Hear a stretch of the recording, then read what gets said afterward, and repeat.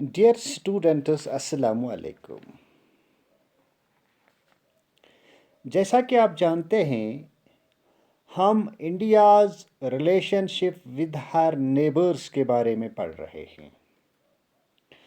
پچھلے کلاس میں ہم نے انڈیا بنگلہ دیش اور انڈیا نیپال کے تعلقات کے بارے میں پڑھا.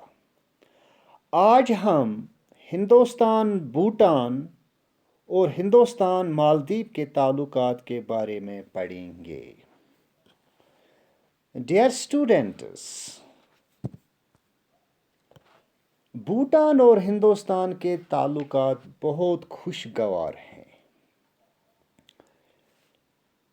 اور دونوں کے درمیان کوئی قابل ذکر اختلاف نہیں ہے.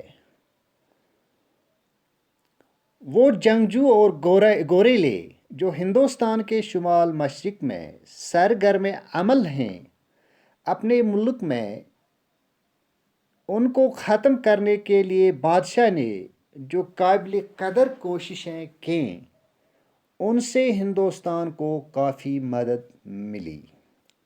The efforts made by the Bhutanese monarch to weed out the guerrillas and militants from northeastern India that operate in his country have been helpful to India.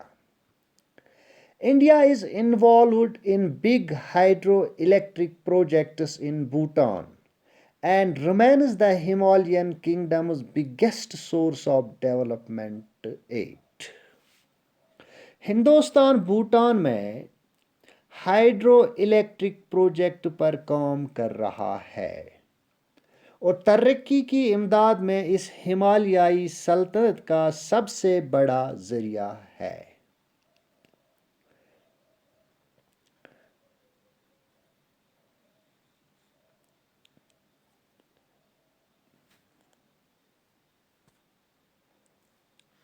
Hindustan اور مالدیپ کے تعلقات.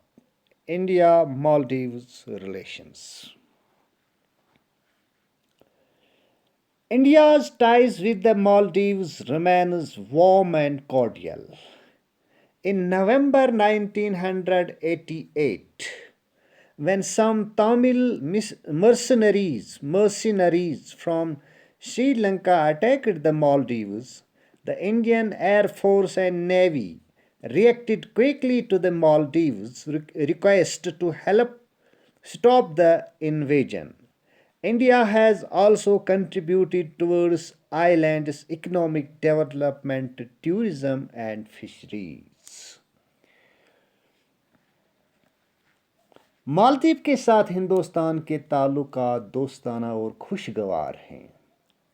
جب نومبر 1988 میں کچھ تامل کرائے کے فوجیوں نے جو سری لنکا سے آئے تھے مالدیپ پر حملہ کیا تو مالدیپ کی درخواست پر ہندوستانی فضائیہ اور بحریہ فوری طور پر حرکت میں آئے اور حملہ کو ناکام بنایا. ہندوستان نے مالدیپ کی معاشرتی ترقی، سیر و سیاحت اور مچھلی کی صنعت کے میدان میں بھی مدد کی. India has also contributed towards the islands economic development, tourism and fisheries. آپ نے یہ دیکھا ہوگا کہ ہندوستان کے چھوٹے پڑوسیوں سے کئی قسم کے اختلافات ہیں. ہندوستان کے رقبہ اور طاقت کے پیش نظر ان کا ہندوستان پر شک کرنا لازمی ہے. Given its size and power, they are bound to be suspicious of India's intentions. دوسری طرف ہندوستانی حکومت کو یہ احساس ہوتا ہے کہ اس کے پڑوسی اس سے ناجائز فائدہ اٹھا رہے ہیں. ہندوستان ان ملکوں کی غیر یقینی سیاسی صورتحال کو بھی ناپسند کرتا ہے کیونکہ اس سے خطرہ ہے کہ اس طرح سے باہر کی طاقتیں اس علاقہ میں اپنا اثر قائم کر سکتی ہیں. چھوٹی ریاستوں کو خطرہ ہے کہ ہندوستان علاقے کی ایک بہت بڑی طاقت بننا چاہتا ہے. The smaller countries fear that India wants to be a regionally dominant power. Not all conflicts in South Asia are between India and its neighbors. Nepal and Bhutan, as well as Bangladesh and Myanmar, have had disagreements in the past over the migration of ethnic Nepalese into Bhutan and Rohingyas into Myanmar, respectively. جنوبی Asia میں سارے جگڑے ہندوستان اور اس کے پڑوسیوں کے درمیان ہی نہیں ہیں.